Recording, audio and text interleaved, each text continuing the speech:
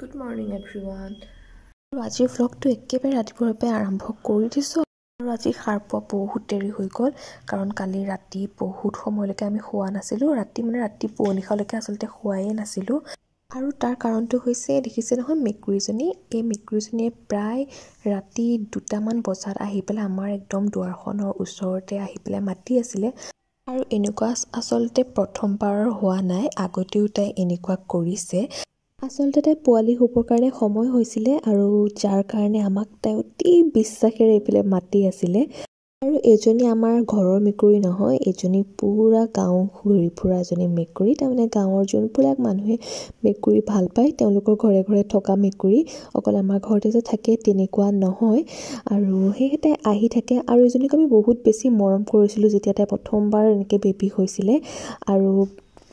যেতিয়া আমাৰ ঘৰ এনেকৈ পোৱালি দিছিলে তাইক আমি বিস্কুট তেনে খাব দিছিলোঁ যাৰ কাৰণে তাই ইয়াত আহি পেলাই আমাৰ ঘৰ প্ৰথমবাৰ পোৱালি দিছিল কিন্তু তাৰপিছত তাইক আমি একেবাৰে ভাল নোপোৱা হ'লোঁ কাৰণ আমাৰ শহা পোৱালিকেইটা তাই তাই খোৱা আমি নিজ চকুৰে দেখিছিলোঁ আৰু কেইবাটাও তাই শহাপহু পোৱালি মাৰি খালে তাৰ কাৰণে তাইক আমি খেদাই দিছিলোঁ কাৰণ যিহেতু আমাৰ শহাপহুকেইটাও বহুত বেছি মৰমৰ হয় আৰু কিন্তু তাই সেই যে প্ৰথমতে যে প্ৰেগনেন্ট হৈ পেলাই আমাৰ ঘৰত আহিছিলে আৰু তাইক যে আমি এনেকৈ যত্ন লৈছিলোঁ সেইখিনি কথা আসলতে মেকুৰীজনীৰ মনত আছে আৰু সেই কাৰণে তাই অতি বিশ্বাসেৰে আহি এবাৰো আমাৰ দুৱাৰখনৰ ওচৰত আহি পেলাই মাতি আছিলে আৰু দুৱাৰখন খুলি সেইকাৰণে তাইক ভিতৰত সোমাব দিলোঁ ইফালে বৰষুণো আহি আছিলে বাহিৰত আৰু এবাৰ হয়তো তাই জেগাও চাই থোৱা নাছিলে আৰু তাৰ কাৰণে তাইক ভিতৰতে থাকিব দিলোঁ আমাৰ ৰুমটোতে আৰু তেনেকেই তাই আমাৰ একদম ৰুমৰ ভিতৰতে বেবী দিলে আৰু সেয়েহে আমি ভালকৈ খোৱাই নাছিলোঁ কাৰণ প্ৰথম তাই যিটো মেকুৰী পোৱালি হ'ল সেইটো আসলতে মৰি গ'ল যাৰ কাৰণে মনো আৰু মোৰ মনটো বহুত বেছি বেয়া লাগি গ'ল কিন্তু ৰাতিপুৱা উঠি দেখোঁ যে আৰু 2টা মেকুৰী পোৱালি হৈছে যি 2টা ভালে কুশলেই আছে গৰম কাপোৰ এনেকৈ দি দিলোঁ আৰু ৰুমৰ ভিতৰত যিহেতু ৰাখিব নোৱাৰি কাৰণ তাইৰ কাৰণে ধুনীয়াকৈ জেগা এটা চাইছোঁ তাত সেইখিনিতে থৈ দিমগৈ বাহিৰত ধুনীয়া জেগা এটা আছে তাত থৈ দিমগৈ ঠাণ্ডা নাপাবৰ কাৰণে ধুনীয়াকৈ কাপোৰ চাপোৰ দি দিলোঁ আৰু এতিয়া একো ভিতৰৰ কাম কৰাই নাই তো উঠিছোঁহে তো উঠি পেলাই এতিয়া চাহ খাওঁ চাহ খাই পেলাই গোটেইখিনি চিজিল কৰি লওঁ ৰুম পুৰা মেচি হৈ আছে বিচনাখনো পৰা নাই তাৰপিছত আকৌ এজেগালৈ যাবলগীয়া আছে তালৈ যাম কি হ'ল আনিছোঁ গাখীৰ মোনে গৰম গাখীৰ কৰি আৰু সঁচাকৈ জীৱ জন্তুবিলাকে আসলতে মৰমবিলাক সদায় বুজি পায় মানুহৰ কিন্তু আমাৰ মানুহে মানুহৰ মৰমবোৰ বুজি নাপায় এই মেকুৰীজনী চাওকচোন ইমান খেদোৱাৰ পিছতো যে তাই আহিছে আমাৰ ঘৰলৈ আৰু আজি মেকুৰীৰ লগত লাগি থাকোঁতে বহুত সময় আসলতে তেনেকেই পাৰ হ'ল আৰু এতিয়া মা এফালে যাব ওলাইছে আৰু মা ক'ৰবালৈ গ'লে সদায় মই মাক এনেকৈ চুলি বান্ধি দিওঁ লগতে লিপষ্টিক ধুনীয়াকৈ লগাই দিওঁ ভাল লাগে এনেকৈ মাক সজাই কৰি পেলাই উলিয়াই দিবৰ কাৰণে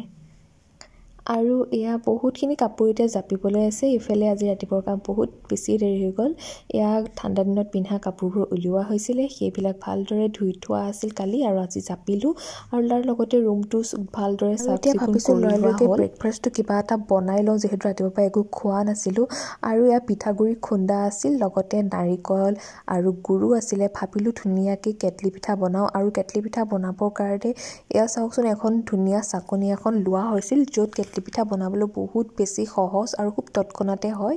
যি প্ৰেছাৰ কুকাৰত দি পেলাই বনাব পাৰি আৰু কেনেকৈ বনাওঁ আপোনালোকক অলপ দেখাই দিওঁ বুলি ভাবিলোঁ প্ৰথমতে এয়া পিঠাগুড়িখিনি দি লৈ তাত নাৰিকল গুড় দি এটা লেয়াৰ কৰি পেলাই আকৌ ওপৰত এয়া পিঠাগুড়ি অলপ দি পেলাই জোখমতে এয়া দি পেলাই ভালকৈ অকণমান এনেকৈ টেপি দিছোঁ যাতে বস্তুটো ধুনীয়াকৈ শ্বেপ লৈ থাকে কেটলি পিঠা খাই মই খুবেই ভাল পাওঁ আৰু ব্ৰেকফাষ্টৰ কাৰণেতো এইটো বহুতেই বেছি ভাল হয় বহুত হেল্ডি এটা অপশ্যন হয় আৰু মোৰ ভোকো মৰি যায় যদি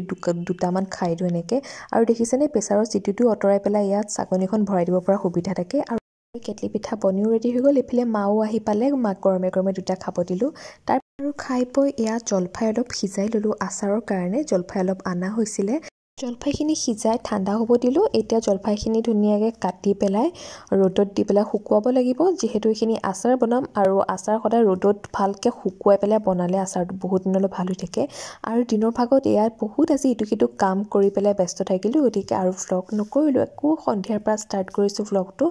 আৰু আজি হৈছে ৰাস আৰু ইয়াৰ ৰাস মন্দিৰত আহিলোঁ আহি চাকি এগছ লগালোহি তাৰপিছতে ইয়াৰ ভোগ দিছিলে ভোগ খালোঁ আৰু যিহেতু ৰাস গতিকে ৰাস চাবৰ কাৰণে আকৌ ইয়াৰ ৰাতিলৈ ওলাইছোঁ আমি আৰু আমি মানে মা দেউতা নাযায় মুনু মই আৰু জয়শ্ৰী আহিছে আমি তিনিজনীয়ে যাম আৰু এইফালৰ পৰা চাওকচোন টাইমক এটা আহি ফুট লগাই দিছে আৰু কুৰ্তিৰ লগত আচলতে সদায় ফুট ল'লে ভাল লাগে আৰু সেয়া আপোনালোকে খোলৰ শব্দ হয়তো শুনিয়ে আছে ৰাসখন আমাৰ একে ঘৰৰ ওচৰতে হয় আচলতে পদূলিৰ মুখতে আমাৰ ৰাসখন হয় আৰু সেইকাৰণে আচলতে বহুত বেছি ভাল লাগে ৰাসৰ শব্দবোৰ ইমান ধুনীয়াকৈ আহি থাকে যাৰ কাৰণে ৰাসখন মানে নোচোৱাৰ কোনো কথাই নাই আৰু আজি চিট পাবৰ কাৰণে সোনকালে আহিলোঁ যাৰ কাৰণে দেখিছে আমি চিটো পালোঁ আৰু সেই ৰাসখন এতিয়া আমি ধুনীয়াকৈ উপভোগ কৰোঁ ভাবিলোঁ আপোনালোকৰ লগতো অলপ ৰাসৰ দৃশ্য আপোনালোককো দেখাবৰ কাৰণে ভিডিঅ' কৰি আনিছোঁ